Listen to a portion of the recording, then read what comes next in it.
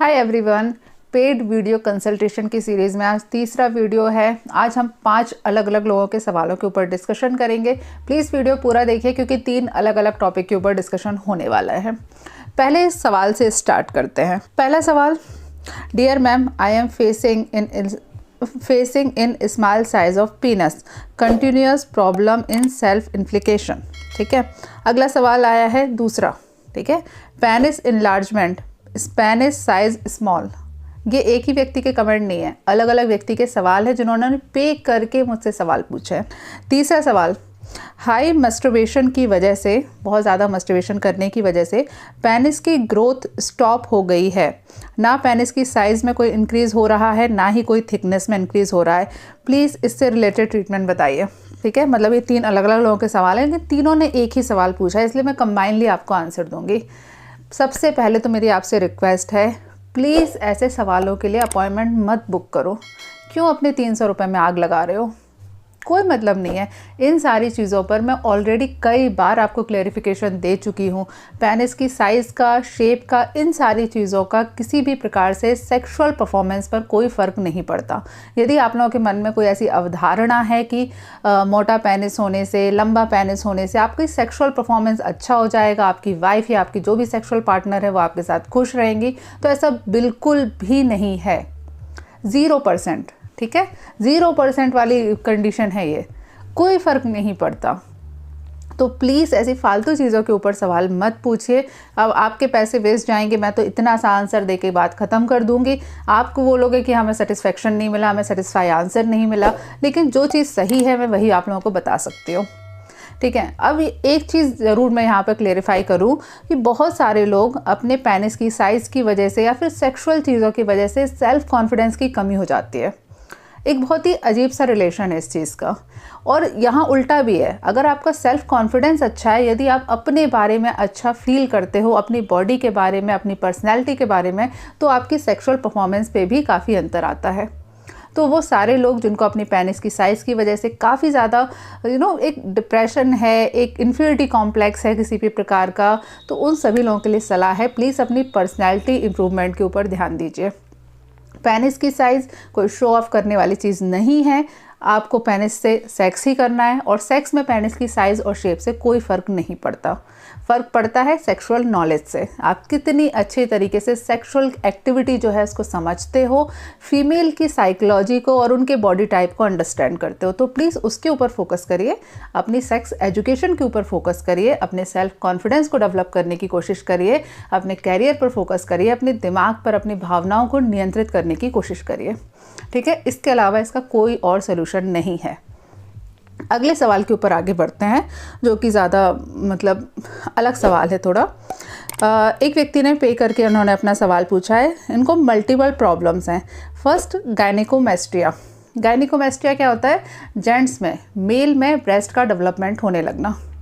जो ब्रेस्ट की मसल्स होती है, पेक्टोरिस मेजर, वो मेल और फीमेल दोनों में होती है। उसका जो डेवलपमेंट होता है, उसके अंदर का जो डेवलपमेंट होना चाहिए, वो हार्मोन के इन्फ्लुएंस में आकर फीमेल को होता है, मेल को नहीं होता। कभी कभी किसी मेल में हार्मोन्स के कारण ये जो इसकी साइज़ बढ़नी चाहिए, ब्रेस्ट का डेवलपमेंट होता है, वो होने लगता है। इसको गायनिकोमेस्ट्रिया कहा जाता है। अब मैं यहाँ पर आपको एक बात बताऊँ, मैंने इससे रिलेटेड ऑलरेडी एक वीडियो बनाया था। ठीक है, उसमें मैंने इसके ट्रीटमेंट के ऊपर डिस्कशन किया था। इसका ट्रीटमेंट क्या है? कुछ नहीं, ये सर्जिकल प्रॉब्लम है। आपको सर्जन, अगर बहुत ज़्यादा प्रॉब्लम इससे डेवलप हो रही है, तो अल्टीमेटली एक ही चीज़ है कि आप डॉक्टर के पास जाइए और इसकी सर्जरी करा लीजिए। उसके अलावा इसका कोई सोल्यूशन नहीं होता। दूसरी, आपने बोला है कि आपको किम्फोसिस की प्रॉब्लम है। किम्फोसिस का मतलब होता है जो रीढ़ की हड्डी होती है ना, वो थोड़ी सी कर्व ले लेती है। ठीक है, जिसको कुबड़ापन बोलते हैं। ठीक है, पीछे की तरफ कर्व हो जाता है। प्रीमेच्योर इजैकुलेशन की प्रॉब्लम है। Knee medial meniscus tear grade 1 due to bike accident. आपने 4 प्रॉब्लम यहाँ पर डिस्कस करी, बट अनफॉर्चुनेटली आपके चारों की जो कंडीशन है वो एक सर्जिकल प्रॉब्लम है, ये सर्जरी का डिपार्टमेंट है। वीडियो के माध्यम से इस पर कुछ भी नहीं बताया जा सकता। आपकी गायनेकोमेस्ट्रिया की जो प्रॉब्लम है वो आपको, अगर आपको लगता है कि आपको बहुत ज़्यादा ब्रेस्ट डेवलपमेंट हो गया है तो एक ही तरीका है कि आप सर्जन के पास में जाइए और इसकी सर्जरी करा लीजिए। जो आपका एक्सीडेंट की वजह से आपको मीडियल मेनिस्कस पर टीयर आया है वो भी सर्जरी की प्रॉब्लम है, आपको उनके पास जाना पड़ेगा। वो आपको क्रैम्प बैंडेज बांधने की सलाह दे सकते हैं, वो आपको प्लास्टर दे सकते हैं, या फिर जो भी कंडीशन होगी उसके अकॉर्डिंग बताएंगे कि आपके लिए क्या सही है। ठीक है। किम्फोसिस की प्रॉब्लम है, कुबड़ापन है, ये बहुत सालों से डेवलप होता है हार्मोन के इन्फ्लुएंस के कारण और बॉडी के अंदर कैल्शियम की डिफॉर्मिटी के कारण। जो वर्टिबल कॉलम है वो कर्व हो जाती है प्रेशर के कारण। ये बहुत लॉन्ग टर्म वाली प्रॉब्लम है और एक बार किम्फोसिस हो जाए तो ये किसी भी दवाइयों के सहारे सही नहीं हो सकती। किसी भी, कोई भी आपको बोल दे कि हम दवाई दे रहे हैं आपकी रीढ़ की हड्डी वापस सही हो जाएगी, वो आपको बेवकूफ़ बना रहा है। सही किससे हो सकती है? फर्स्ट थिंग सर्जरी से, और दूसरा फिजियोथेरेपी से। यदि आप बिल्कुल डेडिकेटेड हैं तो आप फिजियोथेरेपिस्ट के पास में जा सकते हैं, उसमें भी आपको बहुत लंबा टाइम लगेगा, कम से कम 2 से 3 साल।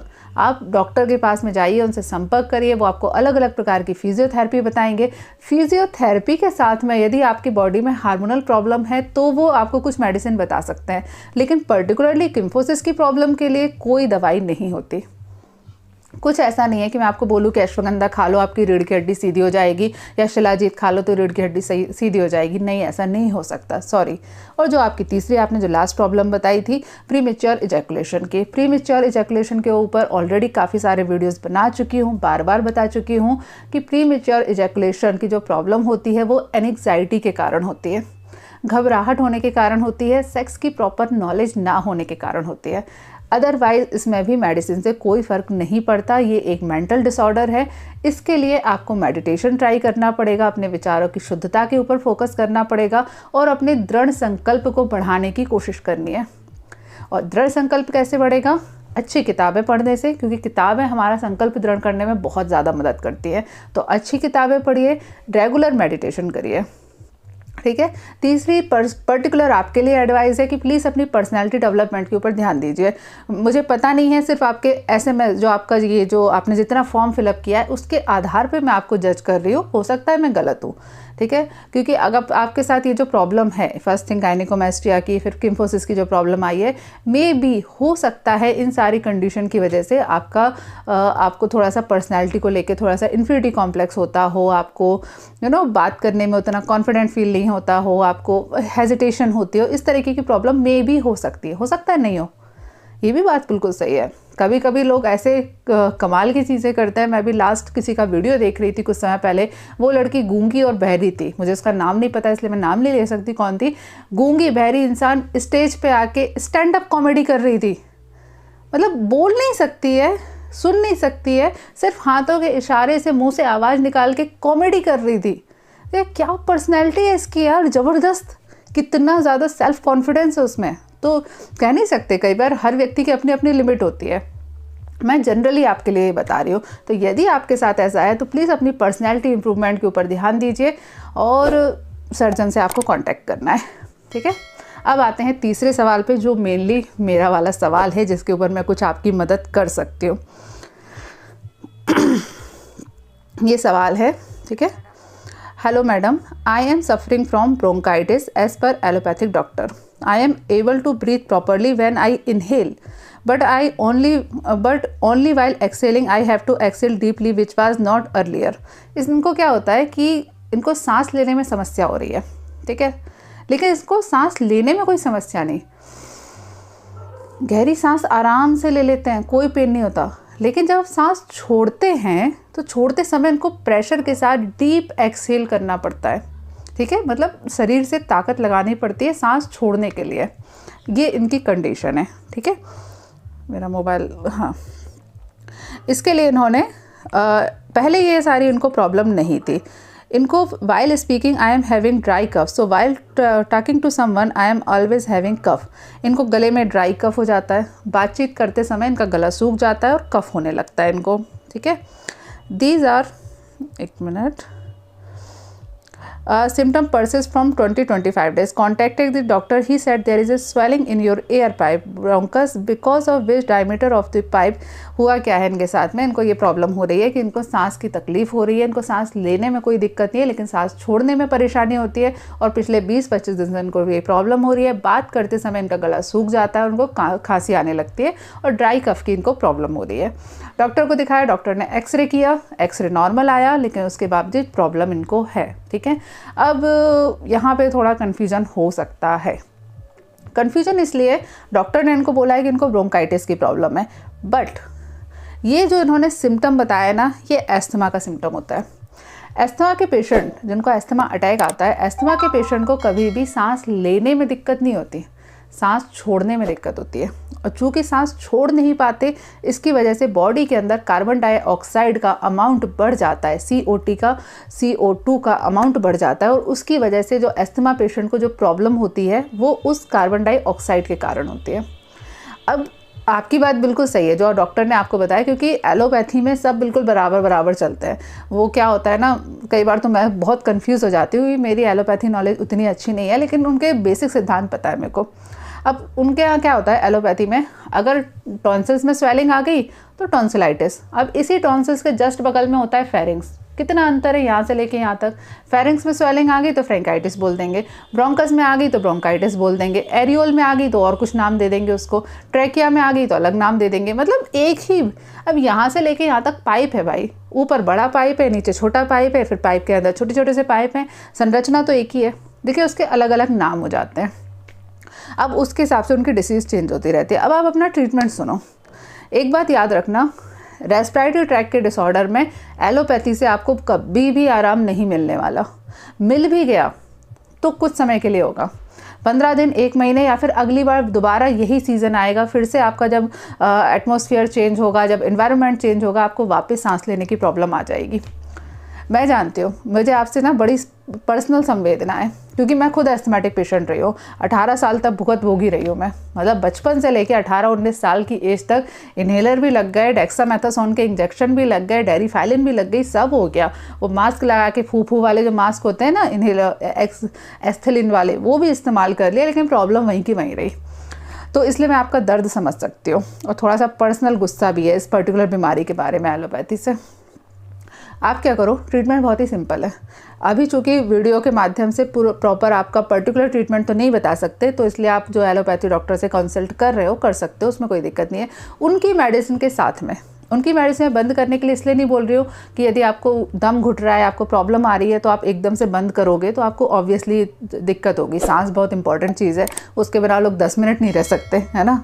अगर घुटन हो रही है तो 10 मिनट भी बहुत परेशानी के हो जाते हैं।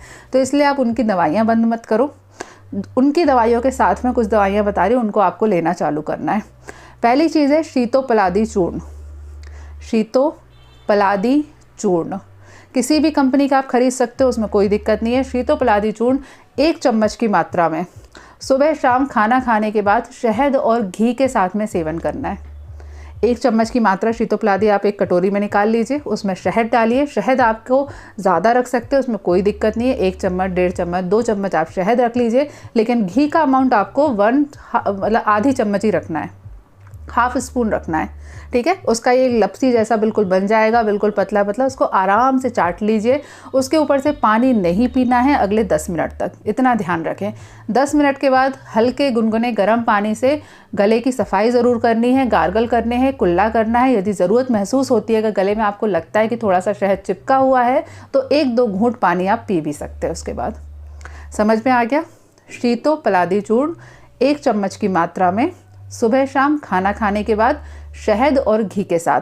शहद की मात्रा आपको ज़्यादा रखनी है, घी की मात्रा आपको आधी रखनी है, ठीक है, आधी चम्मच, ठीक। ये चीज़ आपको सेवन करनी है। उसके बाद दूसरी चीज़ आपको जो लेनी है वो है लक्ष्मी विलास रस। लक्ष्मी विलास रस 250 मिलीग्राम की मात्रा में 2-2 गोली सुबह शाम खाना खाने के बाद गुनगुने पानी के साथ आप सेवन करिए। 2-2 गोली, 250 मिलीग्राम की 1 गोली रहेगी, ठीक है। तो टोटल, सॉरी कन्फ्यूजन हो गया, बोलने में हो गया। 1 गोली ज़्यादातर 125 mg की आती है, ठीक है। एक गोली रहेगी 125 mg की। तो इस कंडीशन में आपको 2 गोली का प्रयोग करना पड़ेगा। यदि आप किसी ऐसी कंपनी की परचेज कर रहे हो जिसकी जो गोली है वो ऑलरेडी 250 mg की है, तो फिर आप एक एक गोली कर सकते हैं, ठीक है। टोटल मिला के आपको 250 मिलीग्राम की दवाई लेनी है। लक्ष्मी विलास रस 250 मिलीग्राम की मात्रा में एक एक गोली या फिर 2-2 गोली, मेरी बोलने की आदत वो है ना, मैं क्लिनिक में हमारे यहाँ पे वही रखी हुई है 125 की, इसलिए पता है। वो आपको सुबह शाम लेनी है खाना खाने के बाद में गुनगुने पानी के साथ, ठीक है। 2 दवाइयों का प्रयोग करना है। इन 2 दवाइयों का प्रयोग आपको लगातार करना है। लगातार आप करते रहिए कम से कम 20 दिन तक। आपका जो भी हो रहा है, एस्थमा वेस्थमा ब्रोंकाइटिस जो भी उनको नाम देना है, वो आपका सब सही हो जाएगा। कुछ एक्स्ट्रा करने की ज़रूरत नहीं है। परहेज बहुत अच्छे से सुन लीजिए। पहला परहेज है कि दूध बंद कर दीजिए। सभी प्रकार से दूध, दही, छाछ, मट्ठा इत्यादि आप जो भी इनका प्रयोग कर रहे हैं बिल्कुल बंद कर दीजिए। किसी भी प्रकार से आपको ये नहीं लेना है। दूसरी चीज़, यदि किसी ने आपको बता रखा है कि आपको लंग्स की बीमारी है, ज़्यादा अदरक खाओ, ज़्यादा लौंग खाओ, ज़्यादा ये खाओ, ज़्यादा वो खाओ, ये सब आपको नहीं करना है। श्वास रोग जो आयुर्वेद में बताया गया है ना, वो वातज व्याधि के अंतर्गत आता है। लोगों को बहुत बड़ा कन्फ्यूजन है। लोग जैसे ही सर्दी जुकाम सुनते हैं गरम गरम चीज़ खिलाना चालू कर देते हैं, वो पेशेंट ठीक कभी नहीं होता। मत करना ये, जो भी आपको ये सब खिला रहे हैं उनका सेवन मत करना, ठीक है। ये 2 दवाइयों का सेवन करना है। दूध पूरी तरीके से बंद कर देना है। खाना आपको दिन में 3 बार घड़ी देख के खाना खाना है। खाने का अमाउंट काफ़ी कम कर दीजिए, ठीक है। यदि आप अच्छे से, आपकी जो डाइट है वो 4 रोटी की है, तो आप उसको 2 कर दीजिए। 2 रोटी खाइए और लौकी, तोरई, कद्दू इत्यादि जो हरी सब्जियां होती है उनका आपको सेवन करना है, ठीक है। दिन में 3 बार इस तरीके से खाना खाइए। सभी प्रकार के घी, तेल, मिर्च, मसाले वाली जो भी चीज़ें होती हैं, जैसे कभी कोफ्ते बना लिए, पनीर बना लिया, पराठे बना लिए, ये सब आपको नहीं खाने हैं। आप रोटी खाइए और लौकी, तुरैया, कद्दू इत्यादि जो हरी सब्जियां होती है इनका आपको सेवन करना है। दिन में 3 बार आपको खाना खाना है। ये 2 दवाइयाँ लीजिए और इस तरीके से खाना आप नियत कर दीजिए। पानी का अमाउंट दिन भर में 1.5 से 2 लीटर से ज़्यादा आपको पानी नहीं पीना है। सुबह शाम हल्का व्यायाम आप कर सकते हैं यदि आपकी करने की इच्छा होती है तो, ठीक है। अदरवाइज़ आपको ज़्यादा व्यायाम नहीं करना है। अगर आपका मन करता है, आपको लगता है कि बॉडी में एनर्जी है, तो थोड़ा सा व्यायाम कर सकते हैं। इसके अलावा आपको कुछ भी और चीज़ का सेवन नहीं करना है। इतने में ही आपका ये सारी ब्रोंकाइटिस ठीक हो जाएंगी। सभी दवाइयों का जो आपको सेवन करना है वो 20 दिन तक के लिए सेवन करना है। उससे ज़्यादा सेवन मत करिए। 20 दिन आपके पूरे हो जाएं, एक बार कंप्लीट हो जाएं, उसके बाद अगले 2 महीने तक के लिए च्यवनप्राश का सेवन करिए।